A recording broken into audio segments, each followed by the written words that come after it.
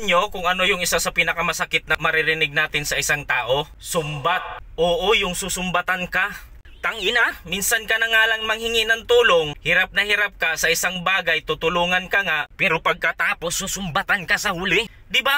Naranasan nyo na to? May na-encounter na ba kayong gantong klaseng tao? Yung tipong akala mo sa umpisa mabait siya, okay siya, willing siyang tumulong, pero hindi. Susumbatan ka pa sa mga bagay na nagawa niya sa'yo, sa mga bagay na naitulong niya sa'yo. Tangina, diba? Kaya minsan mas okay na lang na ikaw na lang yung tumayo mag-isa.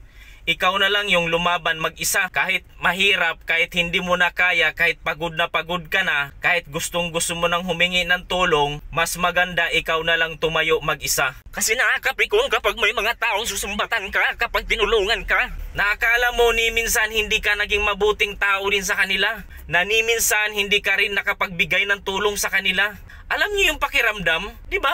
Minsan nga sa bahay mismo yung mga taong nandun sa loob ng bahay nyo, susumbatan pa kayo. Di ko na sasabihin kung sino tong mga to, pero alam ko kilala nyo kung sino. Kaya mas maganda talaga kung hindi ka nakadepende sa ibang tao. Mas maganda kung may laban ka sa buhay mo, ikaw yung makipaglaban mag-isa mo. Wala kang naririnig. Meron kang peace of mind. Kung may isang bagay akong ituturo sa inyo, ito lang yun.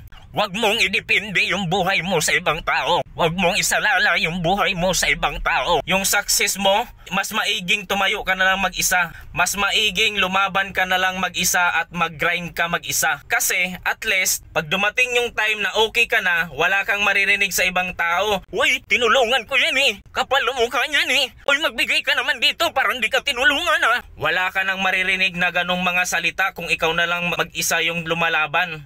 Kung ikaw na lang mag-isa yung magpapanalo sa sarili mong struggle sa buhay.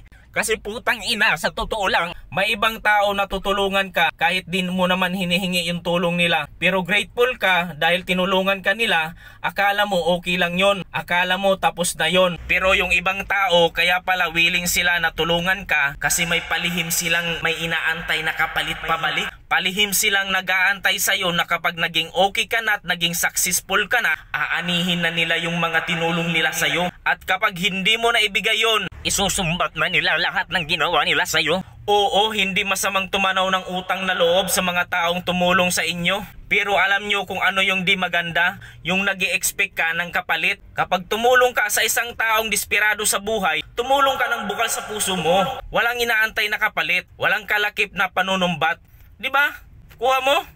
O kung nagustuhan nyo tong video na to, please like, comment, and subscribe. Maraming salamat sa inyong panood.